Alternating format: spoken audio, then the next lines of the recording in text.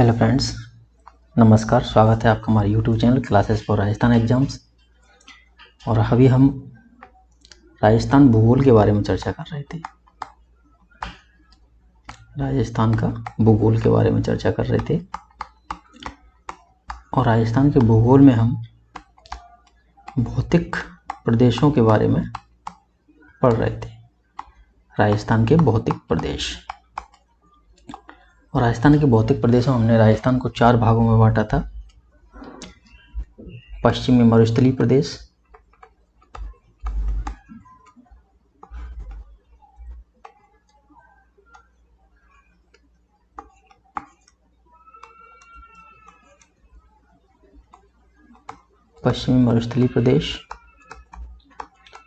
और नंबर 2 मध्य का अरावली पर्वतीय प्रदेश, पूर्वी मैदानी प्रदेश और दक्षिण पूर्वी पठारी प्रदेश, जिसमें हमने पश्चिमी मरुस्थलीय प्रदेश को कंप्लीट कर लिया था।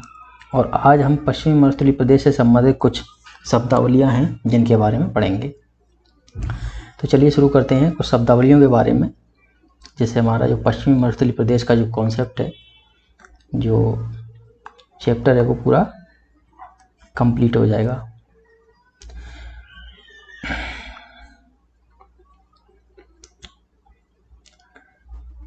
सबसे पहले हम यहाँ पे देखेंगे मरुस्थल के बारे में। मरुस्थल, ठीक है। तो मरुस्थल के निर्माण के क्या कारण होते हैं? वैसे हमने राजस्थान में मरुस्थल के निर्माण के क्या कारण थे वो हमने देखा था, ठीक है। लेकिन मरुस्थल के निर्माण के क्या कारण होते हैं? मरुस्थल के निर्माण के 2 कारण होते हैं प्रमुख रूप से। पहला कारण जिन्हें हम भौतिक कारणों के रूप में जानते हैं, दूसरा कारण होता है जिसे हम मानवीय कारणों के रूप में जानते हैं, ठीक है। तो मरुस्थल का जो निर्माण होता है, जिन कारणों से उसका निर्माण होता है, उन कारणों को हम 2 भागों में बांटते हैं। नंबर 1 भौतिक कारण, दूसरा मानवीय कारण। भौतिक कारण यानी कि जो भौतिक अवस्थाओं से संबंधित होते हैं, जैसे पर्यावरण से संबंधित होते हैं, जलवायु से संबंधित होते हैं। इस कारण से अगर किसी क्षेत्र की परिस्थितियाँ मरुस्थल में तब्दील हो जाती हैं तो उसको हम भौतिक कारण कहते हैं, और मानव के द्वारा उत्पन्न जो परिस्थितियाँ होती हैं उनको मानवीय कारण कहते हैं। भौतिक कारणों में पहला कारण आता है जलवायु परिवर्तन, यानी किसी प्रदेश की जब जलवायु में परिवर्तन आ जाता है तो वहाँ का जो भूमि है वो मरुस्थलीय हो जाती है। तो इसे वर्षा की अनियमितता, यानी वर्षा की अनियमितता और वर्षा की अनिश्चितता, ये 2 पॉइंट होते हैं। अनिश्चितता यानी कि वर्षा की कोई निश्चितता नहीं है, वर्षा कब होगी कब नहीं होगी, ठीक है। दूसरा है वर्षा की अनियमितता, वर्षा कभी हो जाती है कभी नहीं हो पाती है। चौथा होता है खंड वृष्टि, यानी कि कुछ वर्षा इस क्षेत्र में होगी, कुछ वर्षा इस क्षेत्र में होगी, एक नियमित क्षेत्र में वर्षा नहीं होती है। खंड वृष्टि यानी कि खंडों में वर्षा का होना खंड वृष्टि होती है, ठीक है। अनिश्चितता का अर्थ होता है वर्षा होगी या नहीं होगी इसके बारे में कोई निश्चितता नहीं है, ठीक है। हो भी सकती है और नहीं भी हो सकती है। अनियमितता यानी कि वर्षा में अनियमितता पाई जाती है, वो होती है वर्षा की अनियमितता। दूसरा है मानवीय कारण। मानवीय कारणों में सबसे पहला कारण जनसंख्या दबाव, यानी जनसंख्या वृद्धि होती है तो उससे भी मरुस्थल का विस्तार देखने को मिलता है।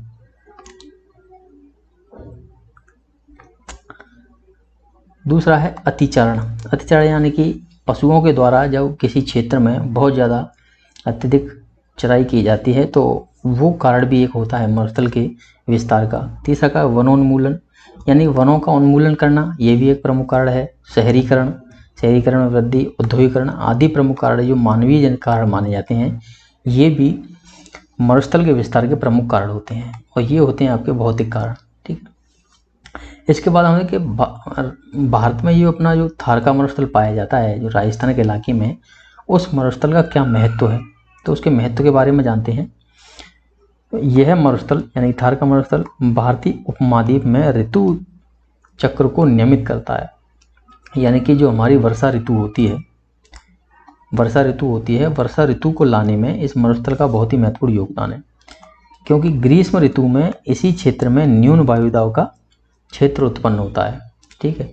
न्यून वायुदाब का केंद्र विकसित होता है, जिसके परिणाम स्वरूप सागरों से इस ओर मानसून हवाओं का चलना शुरू हो जाता है, ठीक है। क्योंकि देखो ये हमारा भारत है,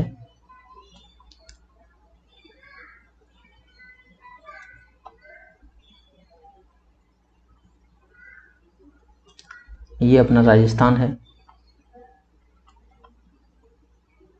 ठीक है, ये गुजरात है, और यहाँ पे ये सागर है, ये सागरीय हवाएं, क्योंकि यहाँ पे वायुदाव बहुत कम हो जाता है, न्यून वायुदाव का क्षेत्र बनता है, तो जो भारी वायुदाव की जो हवाएं हैं इस ओर चलने लग जाती हैं, ठीक है। तो ये मानसून को आकर्षित करता है। गर्मियों के दिनों में विशेषकर इस क्षेत्र में इस तरह की परिस्थितियाँ उत्पन्न होती हैं, तो सागरों से आने वाली ये जो मानसूनी हवाएं उनको आकर्षित करता है। मरुस्थल की ओर बढ़ती मानसूनी हवाएं देश के अन्य भागों में वर्षा करती हुई जब यहाँ तक पहुँचती हैं तो उनमें कम नमी रह जाती है और अल्प वर्षा ही हो पाती है। ये जो क्षेत्र है वो मानसून को आकर्षित करता है, लेकिन फिर भी इस क्षेत्र में वर्षा बहुत कम होती है। इसका क्या कारण है? देखो, ये क्षेत्र जो है मानसून को आकर्षित करता है तो वर्षा ज़्यादा होनी चाहिए, लेकिन फिर भी यहाँ पे वर्षा कम क्यों होती है? क्योंकि जब ये मानसूनी हवाएं इस ओर बढ़ती हैं, जब मानसूनी हवाएं इस ओर बढ़ती हैं तो देश के अन्य इलाकों में ये वर्षा करती हुई जाती हैं, और यहाँ तक पहुँचते पहुँचते राजस्थान के इलाके तक पहुँचते पहुँचते इनमें जो नमी है, ये जो हवाएं हैं उनमें नमी है बहुत कम रह जाती है, और बहुत ही कम वर्षा इस कारण से हो पाती है। अतः भारतीय उपमहाद्वीप में मानसून को आकर्षित करने में इस मरुस्थल की उपस्थिति अत्यंत महत्व की है। तो अगर सवाल इस प्रकार से आता है कि मरुस्थल का जो है महत्व क्या है भारत में, तो ये मानसून को आकर्षित करता है, ये सबसे बड़ा महत्व है इसका। अब हमारे सामने सवाल है कि मरुस्थलीकरण जो होता है उस मरुस्थलीकरण को रोकथाम के क्या क्या उपाय हो सकते हैं, ठीक है। तो इसके प्रमुख उपाय ये होते हैं, नंबर 1, शुष्क कृषि प्रणाली की तकनीकी का विकास किया जाए। शुष्क कृषि प्रणाली यानी कि जो सूखे प्रदेश होते हैं, जैसे मरुस्थल प्रदेश है अपना, वो सूखा प्रदेश है, तो सूखे प्रदेश में यानी कि कम वर्षा पर और ज़्यादा गर्मी सहन करने वाली जो फसलें होती हैं उनका अधिक से अधिक उगाया जाना चाहिए इस क्षेत्र में, और उसके लिए नवीन तकनीकों का उपयोग करना चाहिए।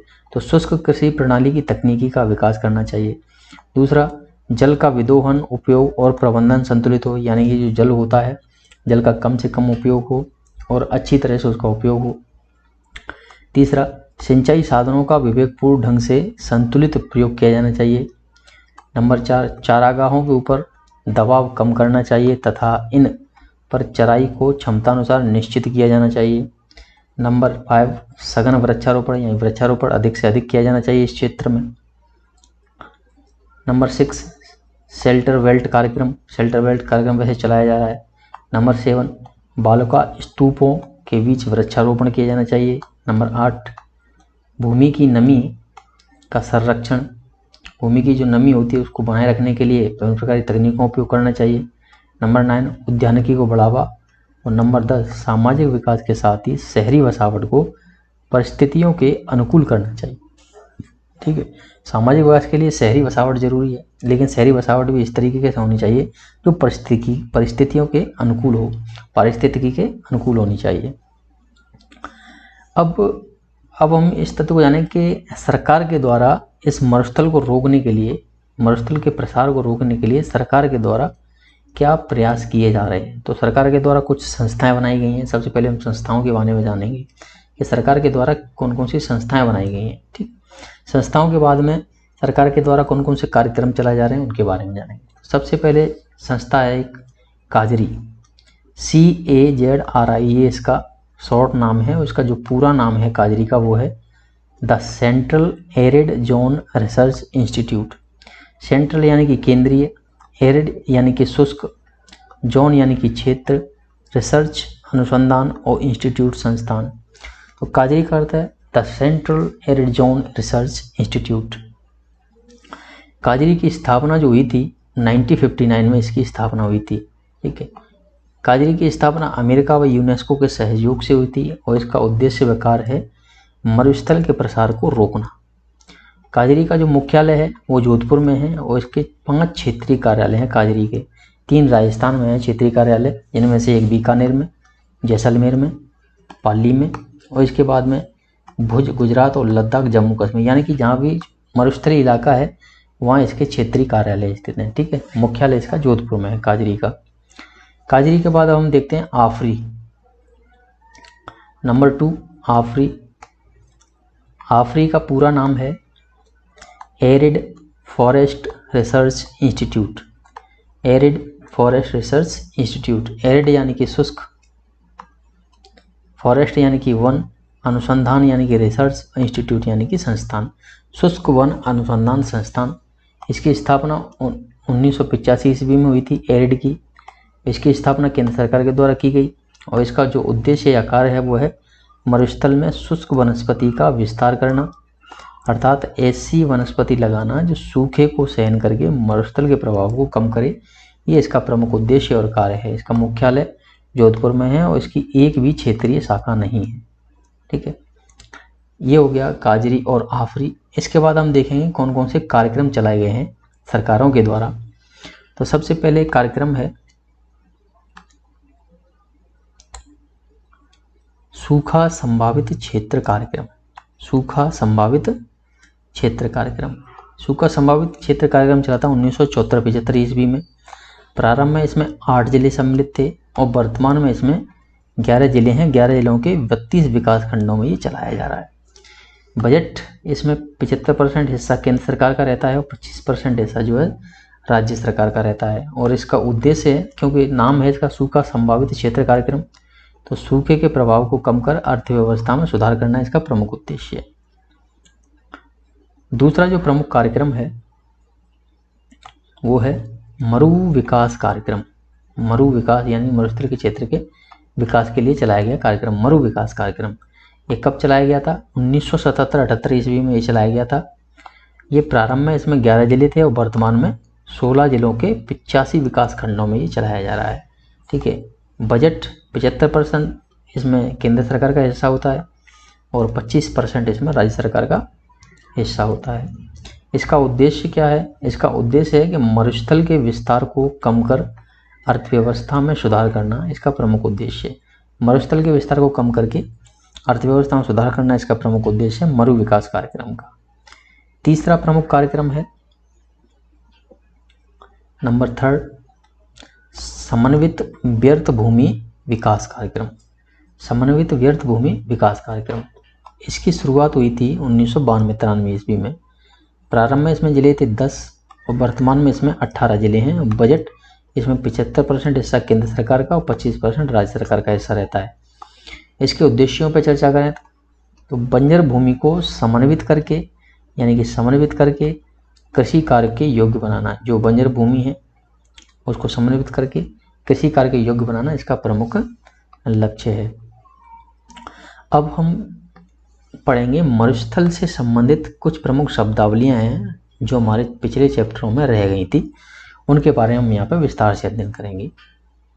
तो सबसे पहले है मरुस्थल से संबंधित एक शब्द आता है डेजर्ट जोन। ये डेजर्ट जोन किसे कहते हैं इसके बारे में हम जानेंगे। डेजर्ट जोन क्या होता है? जिन क्षेत्रों में जल स्तर बहुत नीचे चला गया एवं पानी की समस्या उत्पन्न हो जाती है, यानी कि जल स्तर बहुत नीचे चला जाए।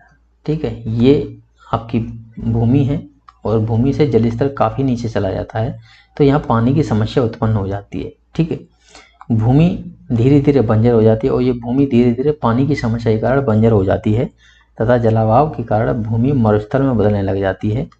तो ऐसे क्षेत्रों को डेजर्ट जोन कहा जाता है। ठीक है, तो ऐसे क्षेत्रों को फिर हम कहते हैं डेजर्ट जोन, यानी कि यहाँ पर पानी है वो बहुत नीचे चला जाता है। ठीक है, और पानी के अभाव के कारण यहाँ की जो भूमि है वो धीरे धीरे सूखी हो जाती है और फिर धीरे धीरे मरुस्थल में बदलने लगती है। तो इस प्रकार के क्षेत्रों को हम कहते हैं डेजर्ट जोन। भारत में कुल कितने डेजर्ट जोन हैं? 142। और राजस्थान में कितने डेजर्ट जोन हैं? 85। 142 में से 85 डेजर्ट जोन राजस्थान में पाए जाते हैं। दूसरा हमारा जो शब्द है वो है धोरे व स्तूप किसे कहते हैं? रेगिस्तान में बालू की लहरदार स्थलाकृतियों को धोरे या स्तूप कहा जाता है। ठीक है, तो रेगिस्तान में जो बालू या मिट्टी होती है उसकी जो लहरदार आकृतियाँ होती हैं इस तरीके की, ये जो लहरदार आकृतियाँ होती हैं इनको हम कहते हैं धोरे या स्तूप। तीसरा शब्द है रन या टाट किसे कहा जाता है? रन या टाट किसे कहते हैं? मरुस्थल के क्षेत्र में रन या टाट किसे कहते हैं? तो दो रेत के टीलों के मध्य स्थित निम्न भूमि को अभिनति, रन, टाट, ताल या तल्ली या थल्ली आदि नामों से जाना जाता है। ठीक है, तो किस तरीके से जानते हैं वो देखते हैं। देखो ये एक रेत का टीला है, नंबर 1 टीला, और ये है नंबर 2 टीला। ठीक है, तो ये कह रहा है 2 रेत के टीलों के मध्य, तो इनके मध्य में जो ये क्षेत्र है ये वाला निम्न भूमि, तो इसके मध्य की जो निम्न भूमि है वो ये है। ठीक है, निम्न भूमि है वो ये है। ठीक है, 2 टीलों के मध्य की जो निम्न भूमि है वो ये है, और इसी भूमि को हम कहते हैं अभिनति। तो नीची भूमि होती है उसको अभिनति कहते हैं, और जो ऊंचा उठा स्थान होता है उसको हम अपनति कहते हैं। तो निम्न भूमि को हम अभिनति, इसी को हम रन, टाट, ताल, तल्ली, थल्ली आदि नामों से जानते हैं। ठीक है, आदि नाम से इसको हम जानते हैं।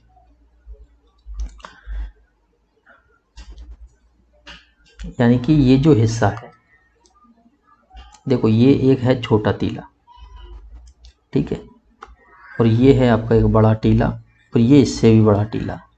ठीक है, तो छोटे टीलों के मध्य में जो छोटी जगह बनती है उसको हम कहते हैं तल्ली या थल्ली। ठीक है, तो और जो बड़ी जगह होती है, ठीक है, जो बड़ा गड्ढा होता है उसको हम कहते हैं ताल।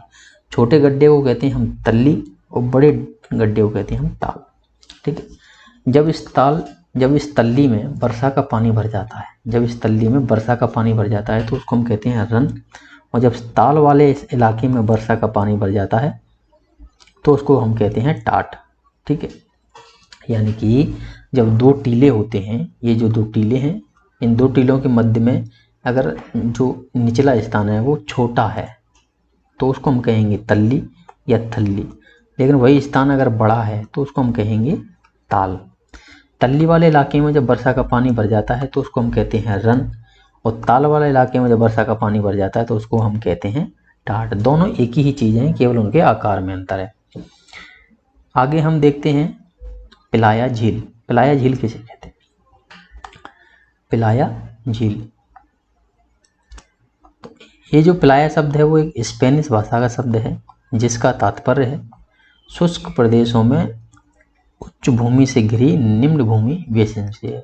ठीक है, रेगिस्तानी इलाकों में रेत के टीलों के बीच बने गड्ढों में जब खारा पानी भर जाने से जो झीलें बन जाती हैं उन्हें हम पिलाया कहते हैं।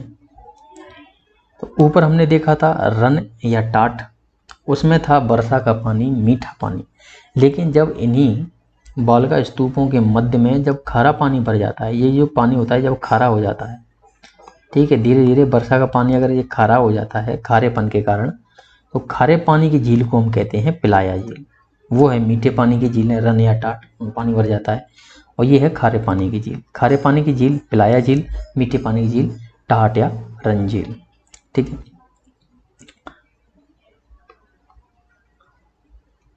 अगला है नंबर 5 के पश्चिमी राजस्थान में वर्षा जल या जो जल होता है उस जल के संचयन की जो विधियां हैं उन विधियों को हम अलग अलग नाम से जानते हैं। पश्चिमी राजस्थान के अलग अलग क्षेत्रों में अलग अलग नाम से हम उनको पुकारते हैं।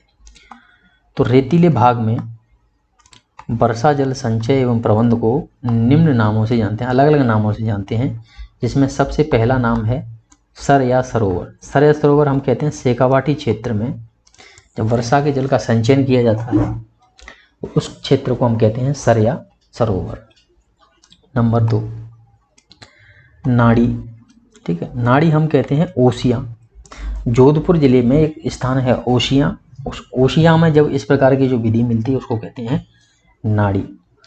तीसरा है झालरा। झालरा हम कहते हैं जोधपुर में, संपूर्ण जोधपुर में। ठीक है, केवल ओसियां में कहते हैं नाड़ी, और पूरे जोधपुर में यहाँ पर वर्षा जल का जो संचय की जो विधि है उसको हम कहते हैं झालरा। ठीक है, इसके बाद राजस्थान के जो सीमावर्ती ज़िले हैं, जो 4 सीमावर्ती ज़िले हैं इंटरनेशनल, उनमें इस प्रकार की विधियों को कुई या बेरी के नाम से जानते हैं। ठीक है, जबकि अन्य जो समस्त मरुस्थलीय ज़िले हैं उनको हम कहते हैं टांका। खड़ीन कहते हैं जैसलमेर में, जो पालीवाल ब्राह्मणों की देन है उसको हम कहते हैं खड़ीन। संपूर्ण राजस्थान में इस प्रकार की विधियों को हम बावड़ी के नाम से जानते हैं, और जो सीमावर्ती इलाके हैं उनके अलावा जो 8 मरुस्थलीय जिले में उनमें हम कहते हैं टोबा। इस तरीके की जो जल संचयन की विधियां हैं ये उसके नाम है। जल संचयन की अलग अलग नाम है और ये अलग अलग क्षेत्र हैं उनसे संबंधित। इसी प्रकार के नाम हमें भारत के अनेक अलग अलग स्थानों में देखने को मिलते हैं। जैसे महाराष्ट्र में हम कहते हैं इसको बधारा या ताल, हिमाचल प्रदेश में कोहल के नाम से जानते हैं इस प्रकार की विधियों को, तमिलनाडु में इरी के नाम से, केरल में सुरंग के नाम से, जम्मू कश्मीर में पोखर के नाम से और कर्नाटक में कट्टा के नाम से हम इस प्रकार की विधियों को जानते हैं। तो ये हैं जल संचयन की विधियां जो भारत के अलग अलग क्षेत्रों में अलग अलग नामों से जानी जाती हैं। इसके अलावा एक अगला नाम है जोहड़। जोहड़ किसे कहते हैं? जोहड़ तो शेखावाटी क्षेत्र में पाए जाने वाले कच्चे पक्के कुओं को जोहड़ कहा जाता है। तो जोहड़ नाम है शेखावाटी क्षेत्र से संबंधित, वहाँ पे जो कच्चे पक्के कुएं पाए जाते हैं उनको हम जोहड़ के नाम से जानते हैं। नंबर 8 है बालासन। बालसन या बालासन, रेगिस्तान का ऐसा इलाका जिसके 3 ओर चट्टानी भाग हो उसे बालसन कहते हैं। ठीक है, जब इस भाग में पानी भर जाता है तो इसे हम फिर बालसन झील के नाम से जानते हैं। ठीक है, तो उसका नक्शा इस प्रकार से होता है कि ये आपकी एक झील वो पहाड़ी इलाका है, ये दूसरा पहाड़ी इलाका है और इससे लगा हुआ ये तीसरा पहाड़ी इलाका है, और इनके बीच में जब इस तरह का ये जो वर्षा का जल जो भर जाता है या जो झील पाई जाती है इनके बीच में, उस झील को हम कहते हैं बालसन झील। ठीक है, तो 3 चट्टानी भागों के मध्य में पाए जाने वाली झील जो होती है उसको हम बालसन झील के नाम से जानते हैं। ठीक है, तो ये है रेगिस्तान का ऐसा इलाका जिसके 3 ओर चट्टानी भाग हो उसे बालसन कहते हैं। तो तीनों चट्टानी भाग को कहते हैं बालसन, और इनके मध्य में जब पानी भर जाता है तो उसको हम कहते हैं बालसन झील। अगला शब्द है डांड। डांड किसे कहते हैं? ठीक है, तो विशिष्ट लवणीय झीलें, खारे पानी की झीलों को स्थानीय भाषा में डांड कहा जाता है। ठीक है, तो जो लवणीय झीलें होती हैं यानी कि जो खारे पानी की झीलें होती हैं उन्हें स्थानीय भाषा में डांड के नाम से जाना जाता है। अगला शब्द है अपना रेगिस्तानी मार्च। रेगिस्तानी मार्च, रेगिस्तान का धीरे धीरे आगे खिसकना रेगिस्तानी मार्च कहलाता है। ठीक है, तो रेगिस्तान का आगे धीरे धीरे खिसकना ही रेगिस्तानी मार्च कहलाता है। महान मरुभूमि, अगला शब्द है महान मरुभूमि। तो महान मरुभूमि किसे कहते हैं वो हम देखेंगे। महान मरुभूमि, लघु मरुस्थल, हम्मादा, ये क्या है?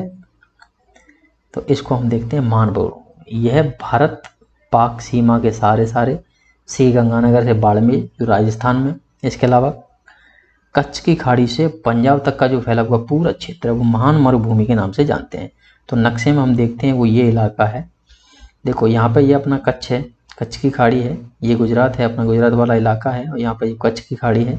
ठीक है, तो ये जो पूरा इलाका है ये वाला, ये पूरा पंजाब तक, तो ये वाला जो इलाका है ये है महान मरुभूमि। ठीक है, ये वाला पूरा इलाका है महान मरुभूमि का, जिसमें राजस्थान का ये श्री गंगानगर से लेकर और ये आपका जैसलमेर तक का इलाका आता है। इसी में दूसरा आता है एक चट्टानी मरुस्थल जिसे हमने हम्मादा के नाम से जाना था, वो ये है। ये जो बीच का इलाका है बालों का स्तूप मुक्त प्रदेश जिसमें चट्टानी प्रदेश है, इसको हम्मादा के नाम से जानते हैं। इसके अलावा तीसरा इसी में आता है, तीसरा एक लघु मरुस्थल के नाम से, लघु मरुस्थल जिसको हम लिटिल डेजर्ट के नाम से जानते हैं। यह चट्टानी प्रदेश के पूर्व में कच्छ किरण से प्रारंभ होकर बीकानेर की मरुभूमि तक विस्तृत है। तो ये है कच्छ किरण से प्रारंभ होता है ये भी, ठीक है, और चट्टानी मरुस्थल के पूर्वी भाग में स्थित है और ये बीकानेर तक जाता है। इस इलाके को हम कहते हैं लघु मरुस्थल। तो ये वाला जो भाग है वो हुआ महान मरुस्थल, ये हम्मादा, और ये वाला इलाका आपका लघु मरुस्थल। ठीक है, ये हुआ आज का हमारा लेक्चर समाप्त। और आप सभी दोस्तों से निवेदन है कि अगर आपको ये अच्छा लगता है, नोट्स अच्छे लगते हैं, प्यारे लगते हैं, तो हमारे चैनल को आप लाइक ज़रूर करें। ठीक है, लाइक के साथ में आप सब्सक्राइब ज़रूर करें। साथ ही साथ में हमारे चैनल को सब्सक्राइब करने के साथ में आप अपने दोस्तों के साथ में इसको शेयर ज़रूर करें।